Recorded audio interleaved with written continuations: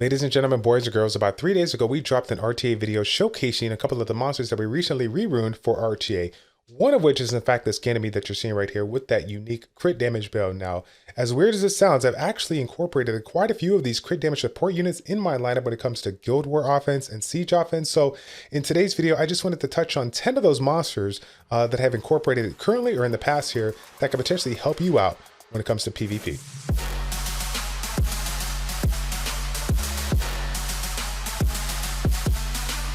Now, before we get into the rest of the video, I do want to drop a big disclaimer here. Now, when it comes to support units, generally these are going to be built fast. These are going to be built tanky. The goal is to have a good amount of effective HP in order to be able to take a hit, right? But when your rune quality is up there, I think that some of these units are going to be an option for you. So if you guys are relatively new to the game, if you're early to mid game and don't have that rune depth, I do not recommend you going with some of these builds here unless you know for sure that you're able to get the speeds that you need or the amount of effective HP that you need to make it work, and then also be able to substitute in some of that crit rate, crit damage, so on and so forth here. So the first unit that I want to talk about is going to be a Messity. Now, a Messity, as you guys know, is the key unit to combine with the Bulldozer and Copper, so you guys can use when it comes to Guild War offense and Siege offense. Again, one of the strongest budget-friendly compositions that are out there, and most people wouldn't think about building this one in a crit damage fashion, but believe it or not, guys, the scaling on this unit is actually really, really good, and you can take advantage of an easy crit damage build because of the fact that it provides the marching shout, which gives you that defense and crit rate scaling. Now, of course,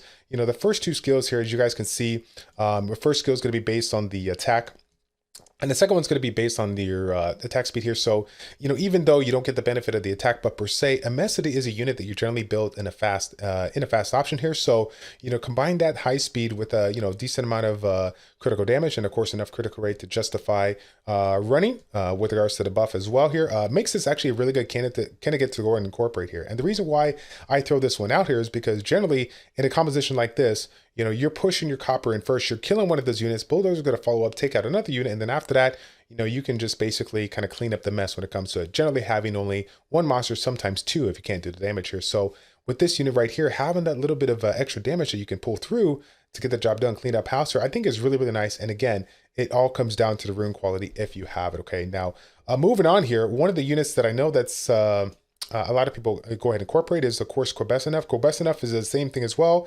Again, this is a unit that you're going to be building in a high speed fashion here, so you got to be able to take advantage of this same skill that the Messity has, the Desert Wind here, which is based on the attack speed. Now, when it comes to my current composition here, the one that I run is Jamire, Corbesinef, and Katarina. Now, I know you guys all don't have Jamire, so it's not going to be an option for you, but of course, there's a lot of units that you could substitute when it comes to Jamire if you need that support here. Now, when it comes to your overall team here, generally in my situation, since I'm only running Katarina in this spot and Katarina's damage is not guaranteed to land on the person you want here, having that extra support unit in there with the crit damage build that could take advantage of the Shadow Fury, which has the attack buff and the critical rate power, makes this a really good candidate for you to incorporate if you have the rune quality to obviously be fast enough, and then of course do that damage here with the crit damage build here. So that's another option for you to do. The next one that we got for you is going to be Galleon. Now, this is something that, you know, a lot of people use offensively as well as defensively. On the defensive side, you'll see a lot of Galleon, Clara X compositions, which definitely are a really good candidate.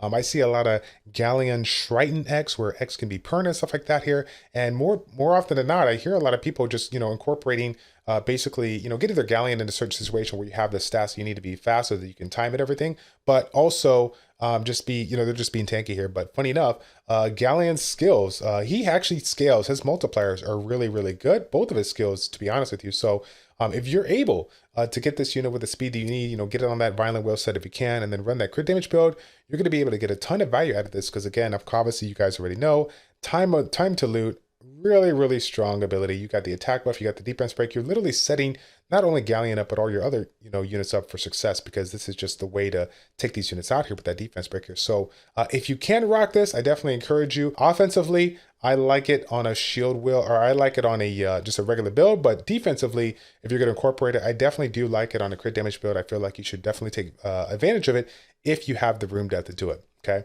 moving along to another Nat 4 here, I want to go to the wing category because I feel like this unit gets a lot of love when it comes to their recent PvP showcasings, but still is a great unit to incorporate when it comes to Guild War offense here. Now, this one right here, I still don't even know how to pronounce it right. Railsverk, I don't even know. You guys let me know in the chat how you pronounce this, but this unit right here fantastic unit to incorporate on a crit damage build if you can. Now, this one me personally, I run a despair build with this one, so I can take advantage of the AoEs that it's bringing. And then also, of course, as you guys can see, we got the attack power and the attack speed. So this is going to go very, very nice for a team composition that can take advantage, obviously, of units that scale with attack, but more importantly, scale with speed. So one of the compositions that I'm a big fan of is the Kamoon, Railsberg, and Ifrit. So I like the Theo in there. I like the Asharian in there. I personally like Asharian a little bit more than the other ones here, because Asharian has the ability to go ahead and strip the beneficial effects here and steal them and provide them there for your party. So really, really nice to incorporate there. If you guys haven't had a chance to check out that team, I highly encourage you to do so if you have those units built already. And again, if you have this unit, if you have the rune quality to get this ahead of your damage dealers and provide that crit damage, I think this is going to be a fantastic unit to incorporate. When you think about Triana, you know, you got that death prevention to deal here. So when you're going at it, sometimes you bring a composition into it that has units with a multi-hit. So you're like, okay, I'm going to bring it in. I'm going to bypass Triana's pass. I'm just going to leave it outside. I'm going to focus on the unit that is doing a lot of damage here. But funny enough,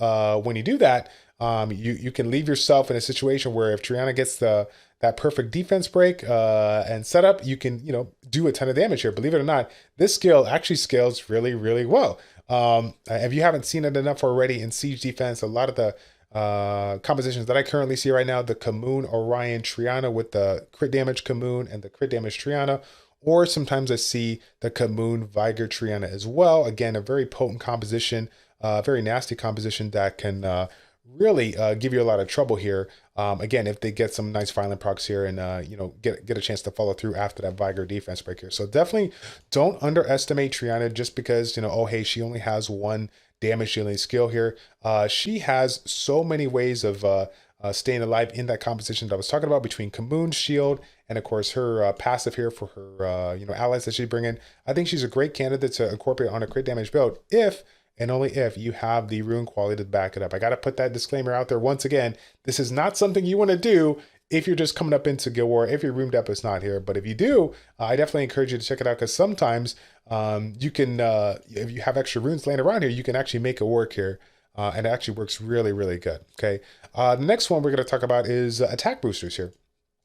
As you guys know, I think we've showcased it before on stream, but my Bastet right now is one of my common units, one of my 5 main units that I utilize in Guild War offense and Sheets offense. And I currently run, my main composition that I run is a Cali, Bastet, Odin, right? So I'm looking to get the first turn with Bastet.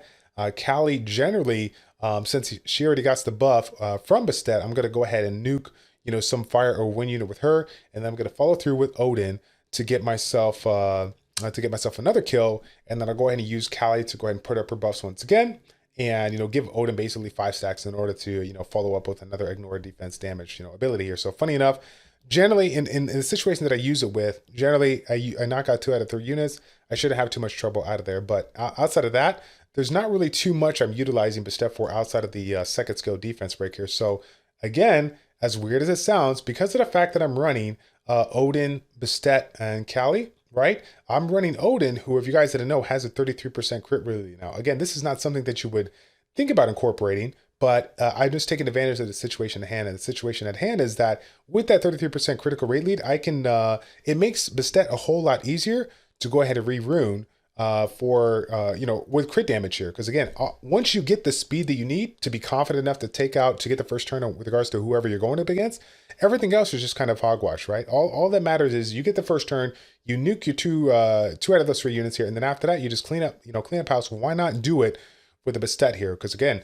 Bastet has that shield that can go ahead and protect you here, so it kind of gives you a little bit of fail-safe, a little bit of support there, a little safety net, even though you're built in a more damage-based fashion here. So obviously, guys, I understand that a lot of you may not have this unit here, so if you did want to go ahead and substitute an attack bar booster, Megan is going to be an option. Now, this is going to be a little bit more risky for you because of the fact that, you know, this one just has the attack buff and the defense break. It doesn't have the shield to go alongside of it to provide a little bit of support. But again, going back to point number 1, if you're fast enough, if you know your rune quality, if you're confident enough to take it out, you get the first turn, you knock out a couple of units here, and you're able to get the job done. Of course, again, there's a lot of ignore defense units that you can go ahead and slap in there, whether we're talking about, you know, Odin, whether we're talking about Katarina, whether we're talking about Covenant, you know, whatever the case may be. If you got the speed tuning correctly, if you got the rune quality to do it, that is a very I think it's a great way to go if you can incorporate it. Now, the next one here, actually, we're going to stay in the water category.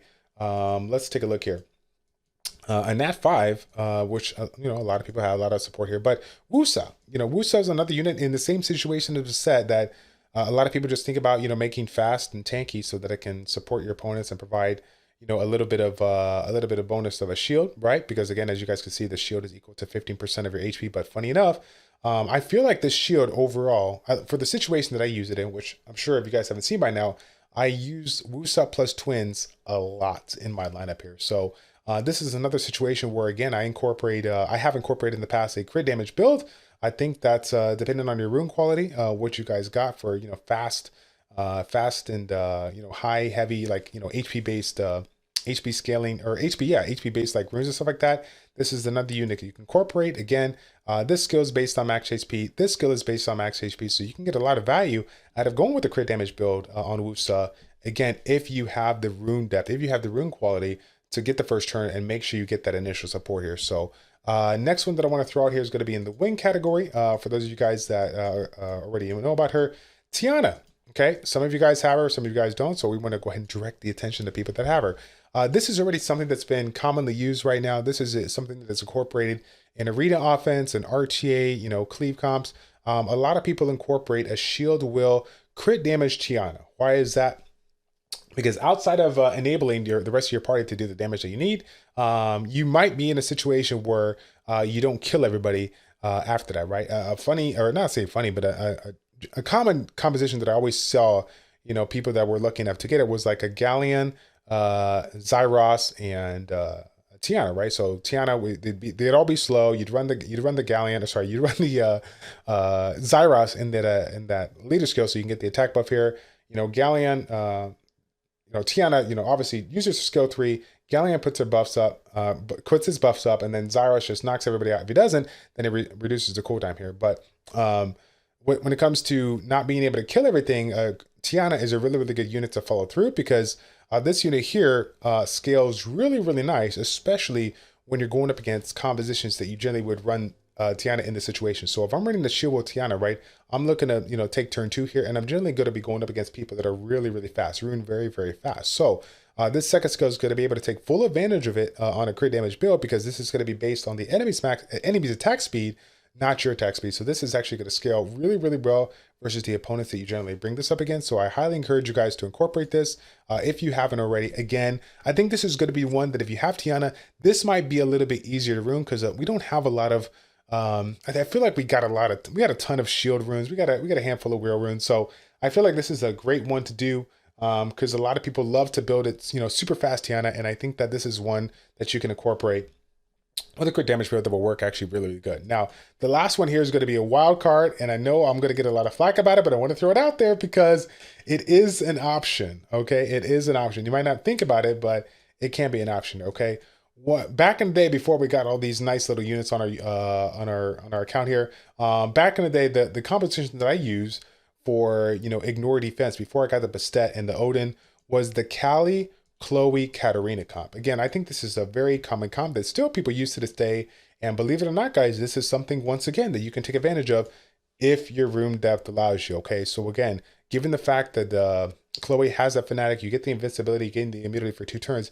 If you're able to get yourself and with enough speed that allows you to do what you need to do, be able to get the first turn in front of your opponent and give yourself that initial protection, yes, you can take advantage of a crit damage build, because your first skill, your first ability here is based off of max HP here, which actually does a decent amount of damage when you ruin it in a crit damage build here. So again, I know it seems kind of a little scary because you're like, oh, you know, I don't know when I want to incorporate that. Like, you know, she's for support, I want to be able to heal, but keep in mind that her skills, when it comes to HP, like having a certain amount of HP, it's, as you guys can see right here, the second skill is actually based on the allied target HP of this one, 25% for one, and then you got 50% for the other. This is not based on her HP, so the amount of HP that you have on this unit is not really that important, okay, when it comes to, like, you know, you're building a crit damage here. So if you wanted to incorporate it, I think it's a great option here. And again, the Chloe, Cali, Katarina combination is super, super common that everybody use. And if you guys are looking for something you can you can utilize in Siege, maybe 4-star Siege defense, sorry, 4-star Siege offense, then Cali, Chloe, and Covenant is another option as well here. But those are the main 10 units that I wanted to showcase for you guys for this video here. Let me know what you guys think about that, and tell me if you guys have any other support units that you build in a crit damage fashion that are generally, maybe not generally used in that spot. Let me know in the comment section down below. I'm looking to hear your guys' feedback on that, okay? Thank you guys so much for your support as always, and if you guys want to talk a little bit more about this topic, please feel free to hop on our Discord. I'll leave a link in the description down below. I would greatly appreciate it if you do so, okay? That's going to be it, guys. Thank you all so much for tuning in. It's your boy Childish and Childish Plays checking out. Take care, and we will see you all in the next one. I'm out.